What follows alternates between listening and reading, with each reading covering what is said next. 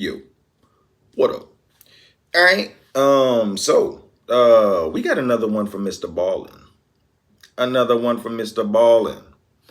And this is the bravest kid in America. Okay. This sounds like a good story. That's why we're doing it, because, it sounds like a feel-good story.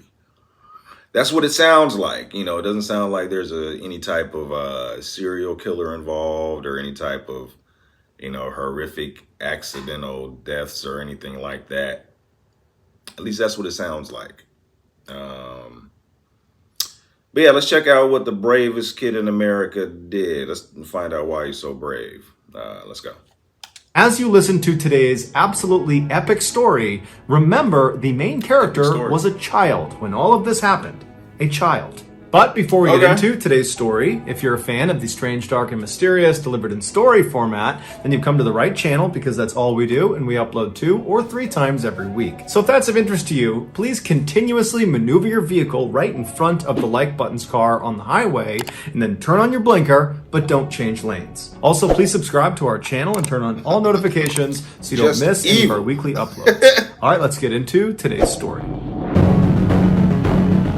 A kid, a child. What did this child do? Save lives. A very brave kid.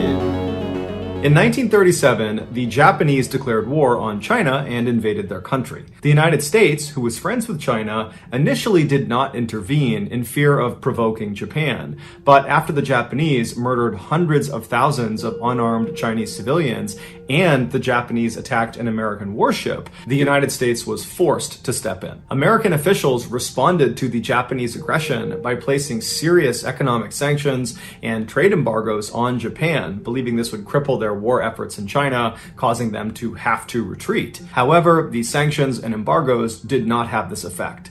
Instead, they just angered Japan and made them even more determined to hold their ground in China. Over the next few years, the United States and Japan attempted to negotiate some sort of settlement, but neither side would make any concessions, and so neither side would budge. A few years later, on the morning of Sunday, December 7th, 1941, the Japanese launched a surprise aerial attack on the American military base in Pearl Harbor, Hawaii. After the 2-hour attack was done, over 2,400 Americans were killed, with another 1,000 wounded, and 300 airplanes and 20 ships were either destroyed or significantly crippled. The Japanese had hoped this attack would goad the United States into lifting the sanctions and embargoes they had placed on them from back in 1937.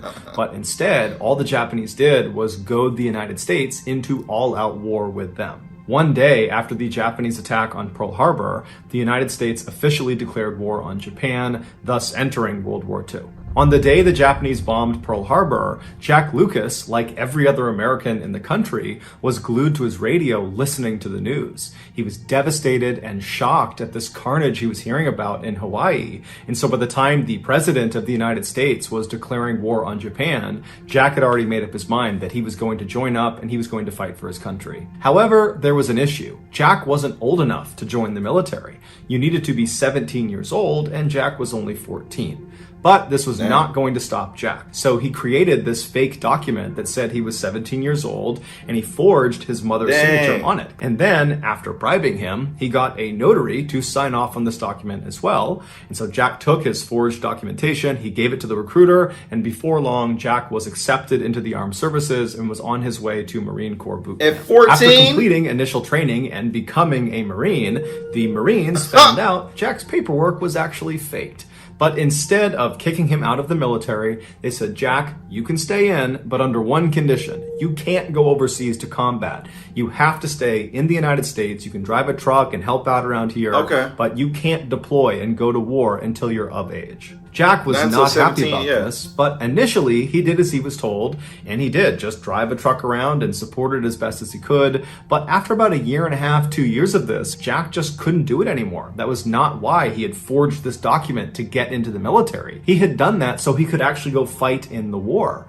And so finally, when he was just 16 years old, he abandoned his post and snuck onto the back car of a troop transport train that was going to another military base. And so when he arrived at this base, which was in California, California, he hopped off and then ran to the docks where there were these big warships. And he saw one of them, there was a whole bunch of troops loading onto it. And he figured, that's where I need to go. And so he snuck onto the ship and he hid down below. And then after the ship took off and was out to sea, he revealed himself. And he walked up to a Marine officer and he kind of played off the, oh, I must have got on the wrong ship, but now that I'm here, can I join your unit? And this officer, who had no idea how young Jack was, eventually said, okay, but prepare yourself because we're going to invade Iwo Jima. He really wanted Jack to go to had war. never heard of Iwo Jima and did not know its significance. But frankly, Jack didn't really care. He was just glad that he was actually going to see combat. What Jack couldn't have known, and what the other Marines on the ship couldn't have known either, is that the battle for Iwo Jima would become one of the bloodiest and deadliest battles of the entire war. Damn. The Japanese that were on this island defending it were absolutely fearless and would not surrender despite being outnumbered, and they were heavily entrenched in these caves and tunnels built in all over the island, and they rarely left these caves and tunnels, which meant Jack and the other Marines, when they landed on this island, the only way they could fight the Japanese was by literally crawling down into these tunnels, which were usually booby-trapped, and fighting up close and personal with the enemy. Jack's ship arrived off the coast of Iwo Jima in February of 1945 when Jack was still 16 years old. On February 19th, the first wave of Marines climbed down the side of this big ship down onto these smaller amphibious landing crafts, and then one by one they began making their way towards Iwo Jima to begin the invasion. Jack was not part of this initial invasion. He would be going out on day 2 with the second wave of Marines. And so Jack and all the other second wave Marines just stood at the front of the ship and watched as these amphibious crafts made it up to the beach and then just got completely gunned down by Japanese machine gunners that were lining the beach. And so by the second day, when Jack and the rest of the Marines are getting ready to launch their assault, there are literally thousands of dead Americans just lining the beach. But Jack and the other second wave Marines, they knew this was their job, this was their duty, and so they were undeterred. They climbed down the side of the ship, they boarded their amphibious landing craft, and began the journey towards the island. As they got closer, the Japanese machine gunners opened fire not only on Jack and the boat he was in, but all of the crews that were coming towards the beach. And so hundreds of Americans were just getting gunned down before they even reached the sand. Jack and his crew managed to get to the beach, and so as the gate dropped on their boat, and as Jack is running onto the beach, the men around him are just getting cut to pieces by these machine guns. Jack manages not to get shot, and he, along with 3 other Marines, run up the beach and they lay down in front of the sand dune that protected them from these machine gunners. Jack knew he couldn't stay there for very long because the Japanese were also firing artillery shells onto the beach, and so it would just be a matter of time before he was blown up. And so Jack and these other 3 Marines that had arrived at the same time, they began moving north, doing their best not to get shot or blown up, stopping behind rocks and trees and jumping behind sand dunes. And after a couple hours of doing this, the 4 of them reached the airfield at the northern end of the island. And when they get there, a machine gunner inside of a pillbox. A pillbox is like a small concrete fort that only has openings on 3 or 4 of its sides that are just big enough for a machine gun to poke through. A machine gunner inside one of these pillboxes notices Jack and the other 3 Marines, and they open fire on them. And somehow, Jack and these other 3 Marines managed to not get shot, and were able to maneuver and then fire through one of those openings and take out the machine gunner inside. And so now that this gunner is down, Jack and the others see the opportunity to run forward and take more ground of this airfield. And as they're running, other Japanese soldiers in the general vicinity, they see them, they start opening up on them from other pillboxes and other locations, and it forces Jack and these Marines to just jump into the nearest trench to avoid getting shot. And so they're jumping into a Japanese trench, which is a deep hole dug in the ground to protect yourself from getting shot. And as they jump in there, they're expecting to see Japanese soldiers coming towards them, but there weren't any soldiers. But they knew they couldn't stay there for very long because eventually Japanese soldiers would come through here and then they'd get killed. And so they quickly decided their best bet was to basically get out of this trench and run towards the pillbox where they knew they had taken out the machine gun inside. Get up in there. Actually take that pillbox for themselves. Yeah. And so their plan was they would run towards it and stop inside of each of the trenches along the way to protect themselves because they know there are other Japanese that know where they are. And then once they get to the pillbox, they can regroup and call in reinforcements. And so one of the men Jack was with said, okay, I'll go first. And so he climbs out of his trench as the Japanese are shooting at him, and he sprints about 10 or 15 feet until he gets to the next trench on the way to this pillbox. And so Jack is watching as this guy jumps into this trench, and as soon as he disappears out of view, this Marine is immediately turning around and scrambling to get back out of the trench, and he's trying to run back towards Jack and the other two Marines he was with. It would turn out this guy had jumped into another Japanese trench that was full of Japanese soldiers. He'd actually landed on top of an actual soldier. Damn. But these Japanese soldiers were so caught off guard by this, they didn't have time to react and shoot this Marine before the Marine was able to scramble out and get back to Jack. Oh, damn, he got away. Several minutes, Jack and these other three Marines opened fire on these Japanese soldiers in this trench like 10 or 15 feet away. And these Japanese soldiers, they too opened fire on Jack and the other three. Jack was able to take out two of the Japanese soldiers before his gun jammed. And so he ducked down into the trench to work on his gun. And as he's down there, he notices there are two grenades on the ground right next to him. And so without any hesitation, he yells, "Grenade!" to the other Marines. And then he jumps on top of them, smothering the grenades with his body. One of the grenades was a dud, and so it didn't explode. The other was not a dud, and it went off. The way a grenade works is there is a small piece of explosive that is inside of metal housing that's usually spherical, and this metal housing is the thing you actually hold on to and throw when you throw a grenade.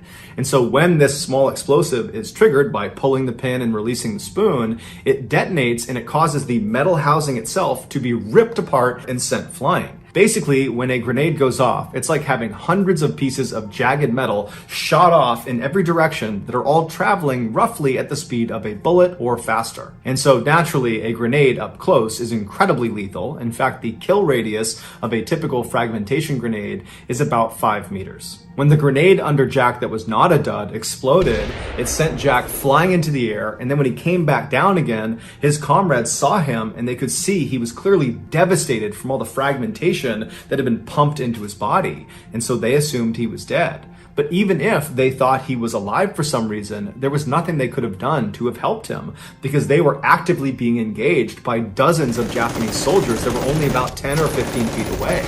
And so eventually, these three other Marines that Jack had just saved were forced to leave Jack where he was and retreat back to the beach, and they would all live. The Japanese soldiers in the trench that they were fighting against would eventually come into Jack's trench, but most likely when they saw Jack laying there just completely ruined from this grenade, they assumed he was dead, and so they just kind of left him there. But Jack wasn't dead. He just couldn't speak, and he couldn't see anything, and he really couldn't move, although he could wiggle a few fingers on his left hand. And so for hours, as he lay there in agonizing pain, in and out of consciousness, he just wiggled the fingers on his left hand, hoping an American would see him and know he was still alive. And you gotta figure, this whole time, it is just constant chaos all around him. His chances of survival are incredibly slim. The idea should have been dead that already. an American is gonna find him and be able to evacuate him is almost zero, and he must have known that. But by some miracle, eventually another American unit did find their way into Jack's trench, and they did notice him wiggling the fingers on his left hand. And so they were able to evacuate him from the trench down to the beach, and from there, under the cover of darkness, they were able to bring him out to a hospital boat offshore, and there he would begin the first of 26 major surgeries to remove the grenade shrapnel from his torso, his arm, and his face. Despite his grievous injuries, Jack would surprisingly make a full recovery. Damn! And 8 months after his injury, the President of the United States would award him the highest decoration for bravery, the Medal of Honor. He would be the youngest recipient of this award since the 1800s, and to this day, he is one of only a handful of miners to have won this award. Following his departure from the military, Jack would survive a near-death experience while skydiving when both of his parachutes, his main and his reserve, failed, and he just smashed into the ground, but somehow lived. He would also survive a very bad house fire, and he would survive an assassination attempt on his life by his ex-wife. And so naturally, he titled his memoir Indestructible. Jack would eventually die of natural causes on June 5th, 2008. He was 80 years old. So that's going to do it, guys. If you found the secret in today's episode, let us know in the comments section what it is and where you found it. So give us the time. Jack Lucas. Never heard of Jack Lucas. He survived a lot. He survived a lot. And he is a hero. And he is probably the bravest 14-year-old. I mean, you want to go to a war. You are eager to get out there to defend your country. Man, I mean, at 14, that's not the. Like, I'm in school, I'm thinking about girls, you know, TV, sports, video games. He wants to get out there and defend his country. He wants to get out there and defend his country with his life. At 14, man.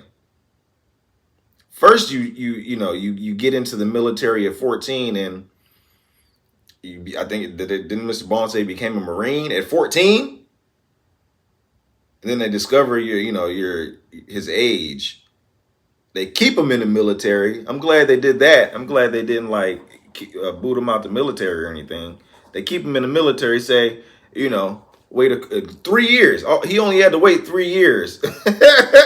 He only had to wait 3 years until he was able to go. You know what I'm saying? And serve overseas. He couldn't wait that long. Like a year and a half went by. He's like, I can't take it anymore. They got me pushing papers. He's 16. Man. And then he sneaks on a boat. I mean, that's some determination right there. Then the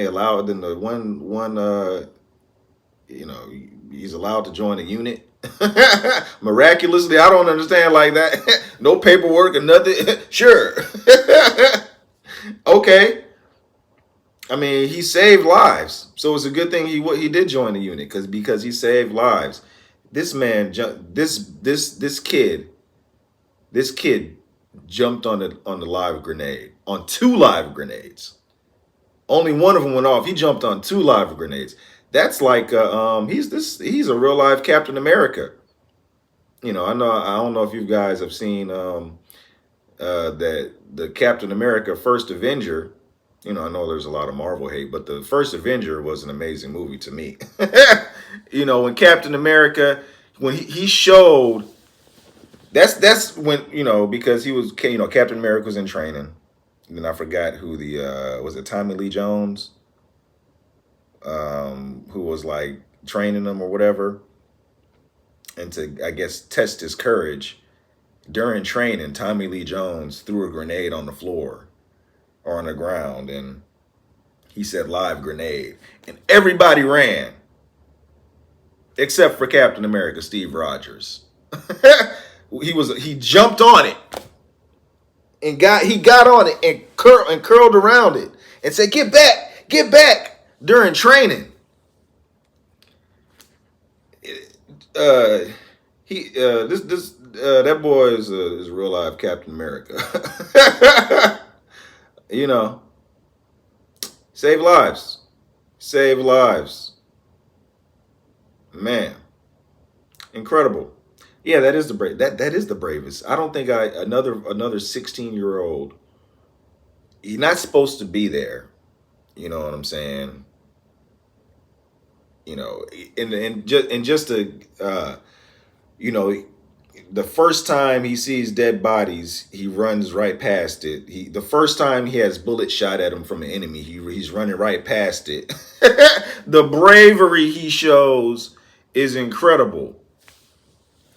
But yeah, I would have listened for the next 20 minutes to MrBallen to talk about the other times he almost lost his life.